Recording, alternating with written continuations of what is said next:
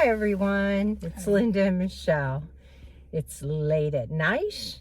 We just got out of seeing two movies back to back, two previews of movies being released tomorrow. And the first being Springsteen, Deliver Me From Nowhere. The story of Bruce Springsteen, of course. It was the story of Bruce Springsteen, but it was very limited to a short period of Bruce's life. Being a Bruce Springsteen fan, gone to two of his concerts, I kind of was a little disappointed because it was only 1 year of his life. I was kind of expecting something more like the Bob Dylan movie, where we had more complete look at how his life started and moved on. But that's not the kind of movie that this was. We saw Bruce at a time when he was very depressed, and he was writing music that expressed these kind of feelings.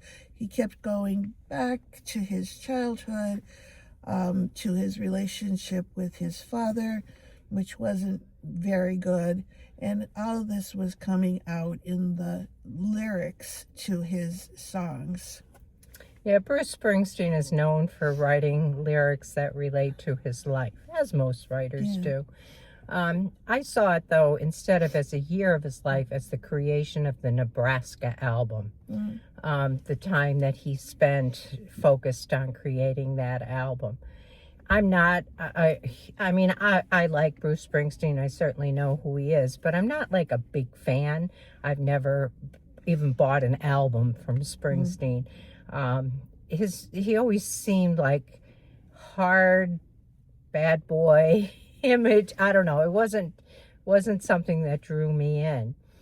So I saw this from a totally different perspective than probably somebody who's a fan and was looking for more information.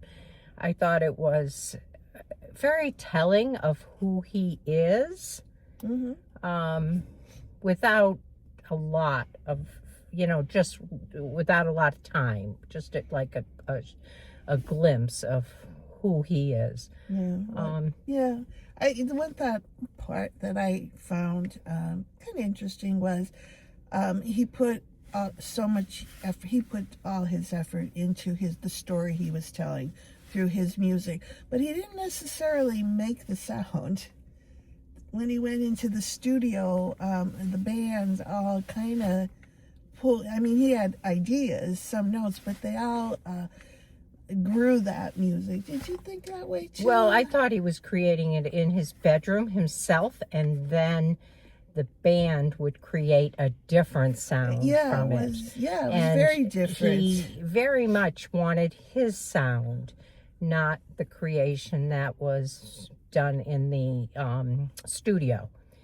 And that's, I think, the conflict of the whole. Well, there was, because he insisted on doing things his way. And no matter how, and it was difficult because he was recording on some kind of new kind of recording he was recording device. On old devices. To him, I guess that it was only like 4-track.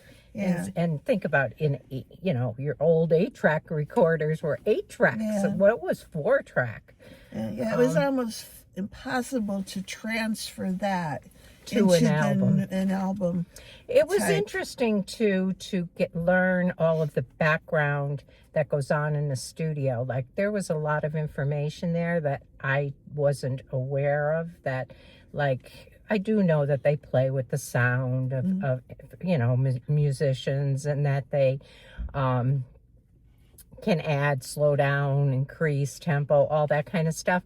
But they created an album. Like, I actually watched them create an album on vinyl, and they had to do it a specific way, which was very interesting. I thought. It was something you don't usually have a look at. You know, but this is a hard movie to talk about without giving a lot of details, and we're trying to not spoil it for you, but just give you a general idea of what you're going to see. But yeah, it was interesting, and I liked it, but it was not what I walked in there expecting, I guess. I would put it that way. Yeah. Yeah, I did like it too. I know it's gotten a lot of like people talking about it being like the best movie of the year kind of thing. I don't think that's true. But I did enjoy it. I thought it was well done, and you know, I think you will enjoy it as well. The acting was really done well too. Yeah, Jeremy Allen White, who played Bruce, he did an amazing job. Yes, he did. And I've seen a lot of interviews with Jeremy and Bruce together in the last month or so. And I know that Bruce Springsteen thinks that Jeremy did a great job depicting him as well. As I said, I don't know a lot about Bruce Springsteen or his past. I have always heard of him. I knew he's from, the next state over, New Jersey, and Asbury Park and all of that. But I didn't really know who he was. Just that he always seemed hard to me. But I loved his music. I didn't know his personal story, but I did always like his music. He has 2 concerts under my belt, which were both very amazing. Yeah.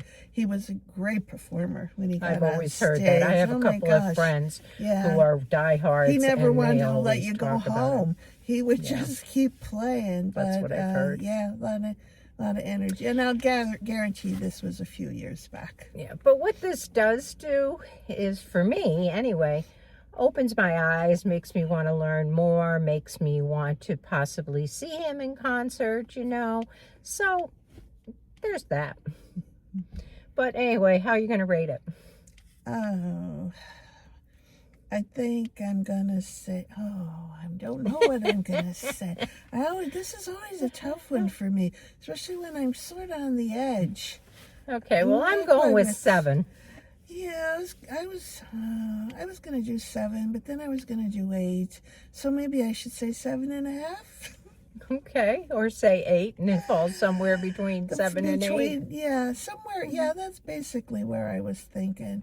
Somewhere between 7 and 8. So we could say 8. Okay, so let us know what you think if you've seen it, and let me know if you're a fan when you before you see it, or like as you see it, because I think being a fan may color how you see it versus if you're not. So let us know how you'd rate it, and that's it till the next one more coming up.